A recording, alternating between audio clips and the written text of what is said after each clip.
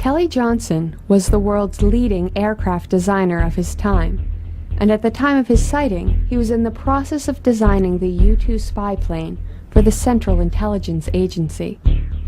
Johnson was on the ground with his wife in Agoura, California, when, unbeknownst to him, a crew of his top flight test engineers and his chief aerodynamicist were aboard a Lockheed WV-2 aircraft flying over Long Beach, and they saw the same object at the same time from a different angle. These different angles allowed researchers to triangulate the location of the object with precision.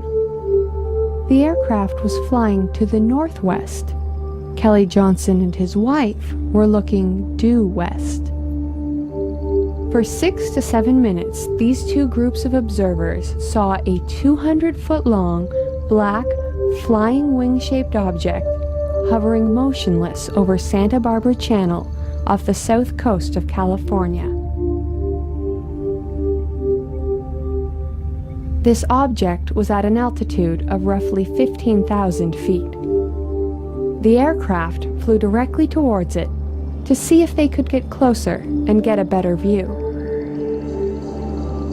Meanwhile, Johnson started to observe the object with his binoculars, and he was able to see the object take off at high speed out over the Pacific, while his crew also observed the same thing from their different location.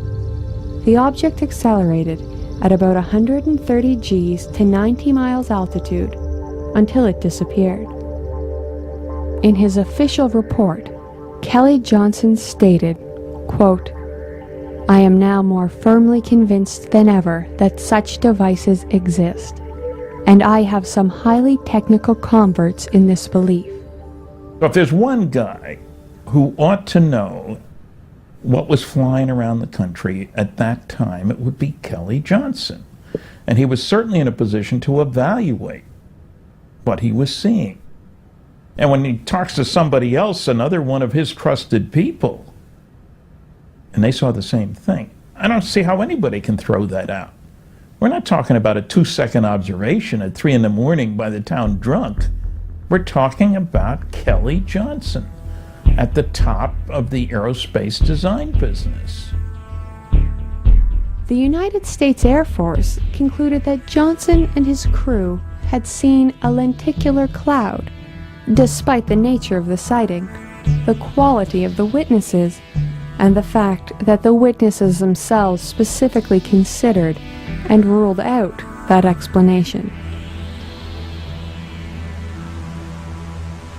You would think that the government would perhaps reconsider its employment of a man who could not tell a lenticular cloud from a structured aircraft.